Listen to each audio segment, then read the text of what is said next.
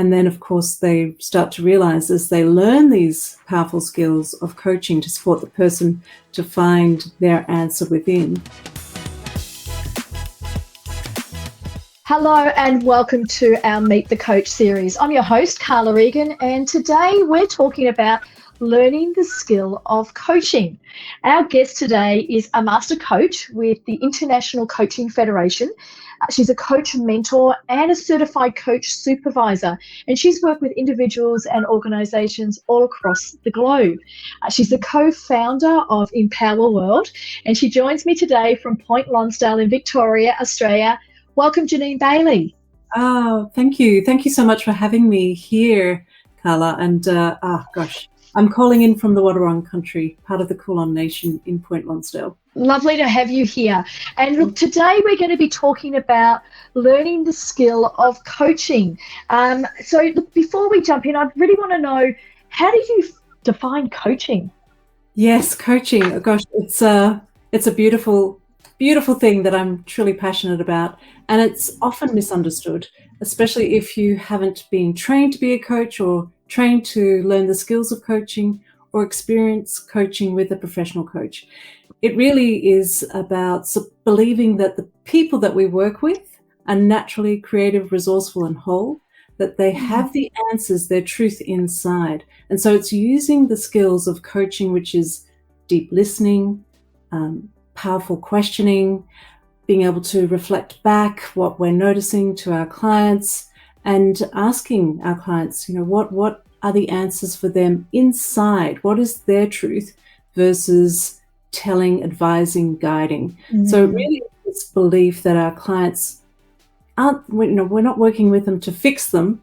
We're actually working with them to support them to uncover those blind spots that they're just not aware of, those unconscious ways of thinking and doing and habits, to be able to reveal those blind spots and to be able to create more conscious awareness about, again, what's really their truth, their way forward. So it's a really empowering way of supporting people to identify where are they now and where do they really want to be, and to support them to identify the steps to be able to create what it is they want to create. So it's very much moving forward and bringing out the best in people. I like your definition, and it is about tapping into the internal resources of the individual. The coaching is really popular in organisations, as you're aware, but I do want to ask you, because of your experience in this, coaching and mentoring. A lot of people get them mixed up and think that they're probably coaching when maybe they're mentoring. What's the difference between the two, Jeanine? It is something that often gets mixed up, and I train people to become professional coaches, and we attract a lot of professionals, particularly in HR and leadership roles, and they come into our course sharing that they're a coach, but they haven't done their training. And then, of course, they start to realize as they learn these powerful skills of coaching to support the person to find their answer within, that what they have been doing is mentoring, which is giving advice often. So a mentor typically works with someone because they have incredible experience and knowledge through what they've done through their work experience or life experience, and they share that with the mentee. So they share their advice in terms of what has worked for them. But actually, what works for them, the mentor, may not actually work for the mentee. And that's where coaching can be really powerful, because it supports the mentee, let's say, or the client to find their way forward, because it may not fit in with what the mentor thinks and what has worked for them is a good way forward. So mentor is much more about passing on advice, knowledge, awareness, whereas coaching, on the other hand, is supporting the person that we're working with to, again, tap into what is their truth, what will work for them. And that is empowering for the client, because they work it out for themselves and they own it. They own their way forward. I like the definition. So for the leaders that might be listening to our podcast, watching our episode, how best could they link coaching and leadership skills in today's work environment? Thank you for asking that question, Carla. It really is an important one, I believe. And I work with many leaders from CEO, CXO, middle management, across the whole range. And often their challenges are very much related to the relationships with their people, supports them to build those skills with the people that they are leading.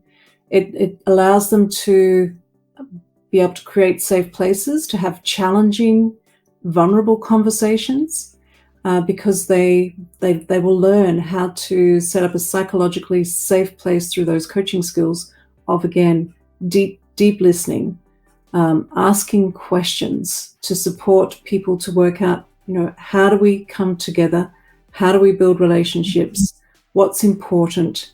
But also, not only that, it's also being able to learn those skills to empower people to take responsibility. And that, again, is a key part about coaching. It's supporting people to take 100% responsibility for the experiences that they are experiencing, the outcomes that they're experiencing. So coaching really supports everybody, all the parties involved, to take that 100% responsibility. And when we do that, that means we are taking back our power. That means we're being proactive, and that means we're potentially looking at, okay, that didn't work.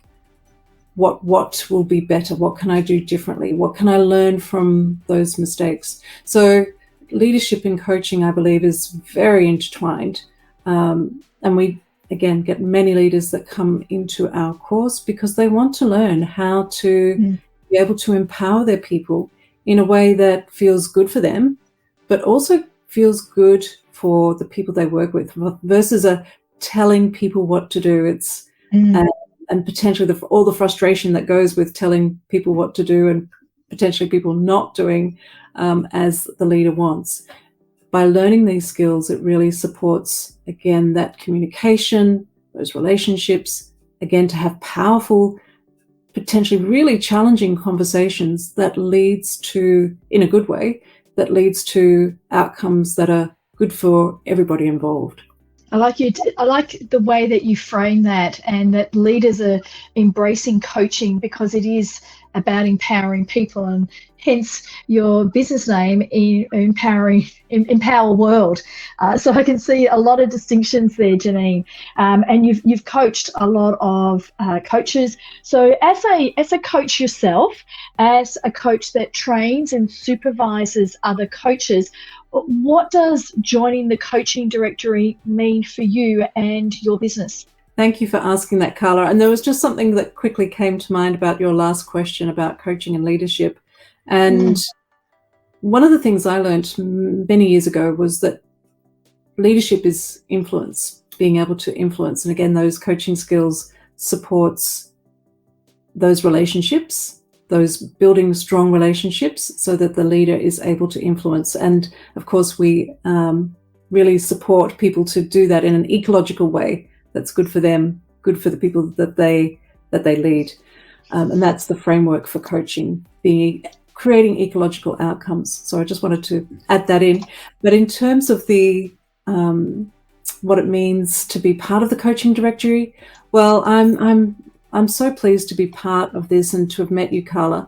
It's a place where I can, bring in the not only coaching but coach mentoring and coaching supervision, which is something. It's part of the core competencies, the ICF core competencies number 2 specifically, in terms of supporting ourselves as coaches to have a reflective practice, to continually keep learning from our experiences. And supervision supports that competency too, to enable us as coaches to identify our blind spots so that we can, again, make different decisions about how we're being, how we're showing up.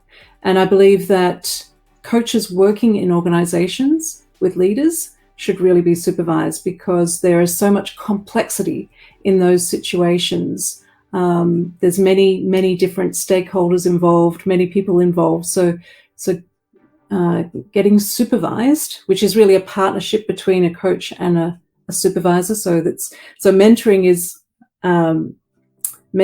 sort of, this is the expert, and this is the coach, maybe, in terms of the skill development. But supervision is like this. It's a partnership where you're working together to support, like coaching a little bit, to identify those blind spots. But coaching supervision is different from coaching. It's an amazing experience. Well, we're delighted to have you on the coaching directory, Jeanine, and thank you. This brings us to the end of our Meet the Coach interview. A really big thank you, Jeanine, for sharing your perspective as a coach, but also someone that's in the coaching industry, in qualifying other coaches, training other coaches, and supervising them. Oh, thank you, Carla. It's been an absolute pleasure. I really appreciate everything that you're doing by creating this network. It's been a beautiful, powerful place to meet like-minded people, and I wish you all the best as it continues to grow and flourish. Thank you. Thank you so much. And thank you to our listeners for joining us and following our Meet the Coach series. If you want to learn more about this episode and this topic, or perhaps you might be interested in exploring coaching as a career pathway, you can connect to Jeanine on the coaching directory. If you enjoy our show, please rate and review us, and be sure to catch us on the next episode. This is Carla Egan from the coaching directory, where we connect you to your ideal coach.